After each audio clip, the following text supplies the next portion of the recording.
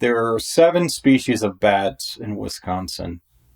So when I first started the bat program, they had 8 species shown on the website, the eighth being the Indiana brown.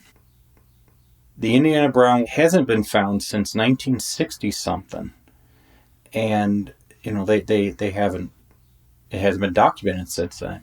And so then I set it upon myself to go find the Indiana brown because, well, they told me they didn't have a lot of data from the Kickapoo Valley. And I thought, well, if you can't find this bat and you don't have data from this one area, logically, that one bat must be in the Kickapoo Valley. So I went out forth to do it. And they said, you go for it, Ben. You go find that Indiana brown. And so I went looking. And then it was, I don't know, so many surveys later, 50 or so surveys later, maybe the second year, third year of my involvement, one of the field techs slipped and said, oh yeah, they only found that bat once in the state, and it was in a mine in the southwest corner. So I think they kind of set me up to, they encouraged me to go find something that you can't really find. But I'm not mad. I'm still going to find it, and I'm going to show them. I'm going to find that bat. In early 2000s, I think it was 2003, in upstate New York, there was the discovery of the white nose syndrome. It's a fungus that is decimating bat populations across the U.S. When I started the bat program, the white nose syndrome was not present in the state yet, but we knew it was coming. So since then, we have had the fungus discovered, and it is taking a toll on our bat populations. They're seeing like a 70% decline of bats in the hibernaculums. So the monitoring, we were able to get data before the fungus hits, and now we're able to see how the population is going to rebound or not. So acoustic surveys, there's 3 options. One, we do walking routes, water routes, and then they started doing the driving routes.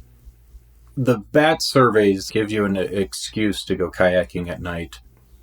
Not many people will tell you that they have gone canoeing at night. And again, the bat program gives you that excuse and that reason to do what, most people think is kind of nutty.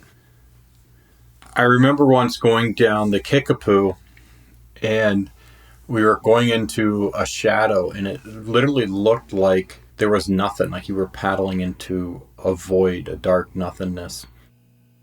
The lighting, based on the moon or lack of moon, can really kind of play with you too. You're thinking these tree stumps are animals or monsters, various objects, things lurking in the shadows trying to get you.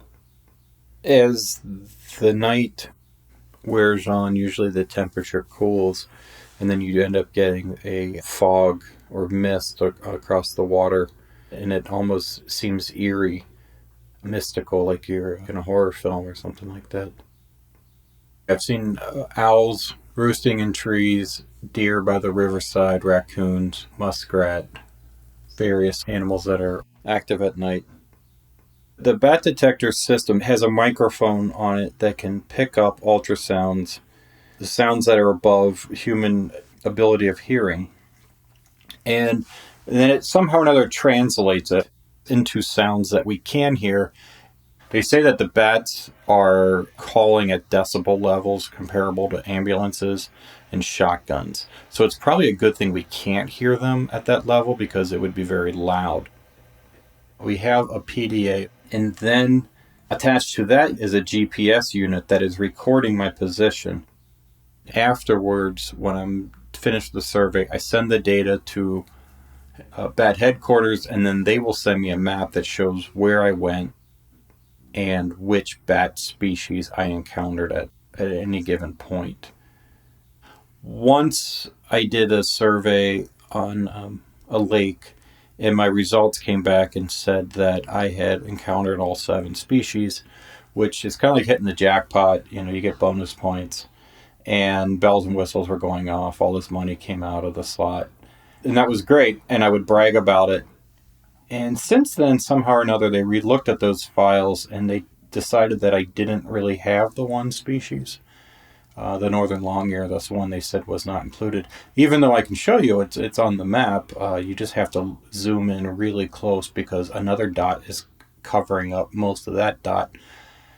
But anyways, I'm going to talk to my lawyers and see about getting that. I'm going to challenge that in court. Citizen science, it gives you, again, an excuse to get out to connect with nature, as well as an opportunity to learn. And then all the while, you can provide information to the people who are doing the research and trying to promote conservation. I like to joke with people that there's probably whale watching citizen science programs. They just wouldn't be very effective in Wisconsin. But 0 is a number. And if you want to watch for whales in the Mississippi River and then report 0, that's fine. It's like a quest in a way. A lot of times you don't come home with anything really worthy showing, any kind of treasures, but you keep looking. Oh, it's going to yard sales, junk stores. You're just looking for that one rare treasure. And so yeah, the Indiana Brown's my back quest. I'm going to find that Indiana. I'm looking.